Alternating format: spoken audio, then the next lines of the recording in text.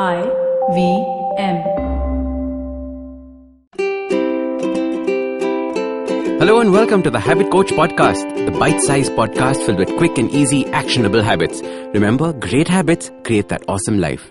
I am Ashton Doctor, your habit coach. And today's fun fact of the day has to do with caffeine. Did you know that the half-life of caffeine is 5 hours? Which in normal English means that it takes 5 hours for the amount of caffeine in your system to halve or become half.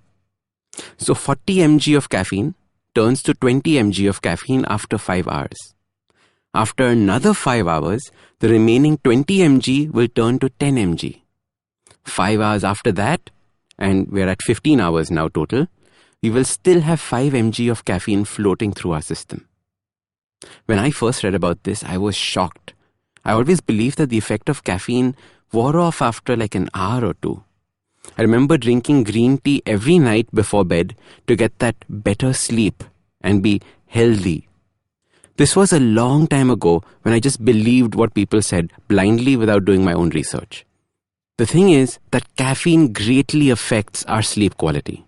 Not just the falling asleep part, but our ability to reach that deep sleep stage. I had no idea that the effects of caffeine could be felt for more than 10 hours after having coffee or tea, let alone that it takes this crazy half-life method of reducing in your body. Because before that, the only thing I'd heard about with half-life was with regards to radioactive materials like uranium. So uranium-238 has a half-life of about 4.75 billion years.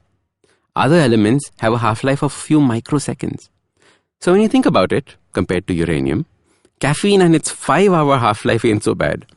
But as we've discussed in another podcast titled The Coffee Nap, caffeine takes about 20 minutes to enter the system and begin to take effect, which then lasts for 10 hours.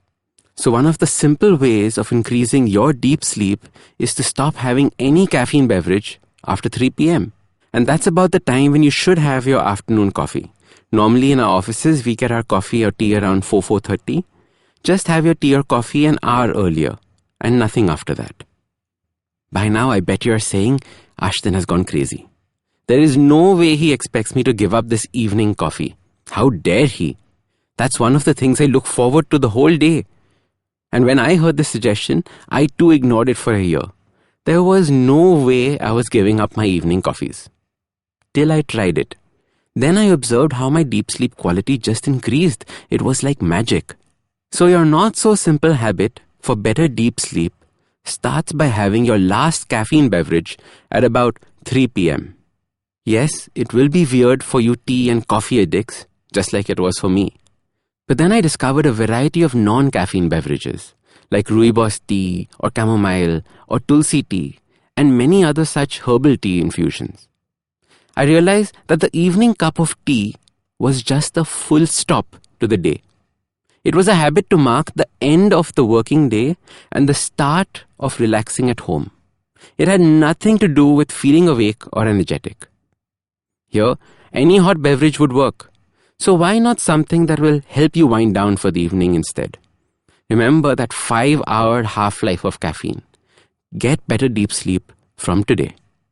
So start these habits and share with us your progress using the hashtag #TheHabitCoach. If you like this podcast, don't forget to check out other interesting podcasts on the IVM network.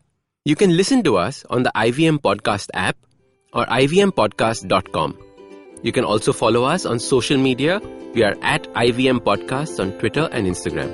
If you want to reach out to me, I am Ashton Doc on Twitter and Instagram. You can find lots more information on my website, awesome180.com, or check out different content on my YouTube channel called AWESOME180. That's Awesome180.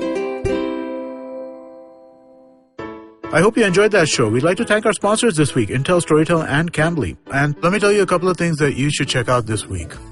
On Storytellers and Storysellers, Vineet is joined by actor Amol Parashar and content strategist at TVF, Akansh Kaur. They talk about the risks and rewards they encountered after quitting their traditional jobs for digital media entertainment. On Advertising is Dead, Varun is joined by business head of Gully Gang Entertainment, Chaitanya Kataria. They discuss the rise of new age music. On Litnama, Lakshmi is in conversation with poet Jasmine Khurana. They discuss the trend of slam poetry. On Football Shutball, Gaurav, Karthik and Siva talk about Man City's visit to the Emirates Stadium. On Simplified, Chuck and Shriketh simplify the impeachment process in the US and discuss the chances of Trump getting impeached. On Geek Fruit, Jishnu is joined by Siddhant Mehta and they do a roundup of the greatest hits and misses of 2019. Thanks and keep listening. Remember the last vacation you took? What about the one you took 3 years ago? Okay, how much do you really remember? It's a question I've asked myself often over a decade of traveling the world. Hey, I'm Utsav and I do not travel the world for a living. I have a full-time job and responsibilities, but I have made traveling the world a priority. Priority enough that I negotiate extra leave in my job contracts, obsessively track my frequent flyer miles, and I'm willing to take off at the sight of a cheap ticket. Yes, I am cheap. I have lived and worked in 3 countries. I understand human behavior for a living. And these experiences have given me unique insights into places, people, and culture. With over a decade of travel behind me, I increasingly realized one thing, that we cannot see everything. So whatever we see, we must see deeply. Because as the film of memory decays, the imprints which will stand the test of time are the ones felt by the immersion of the senses, not by fleeting encounters with them. Postcards from Nowhere is an immersion into the world of slow travel, one story at a time. Tune in every Thursday on the IVM Podcasts app, website, or wherever you get your podcast from.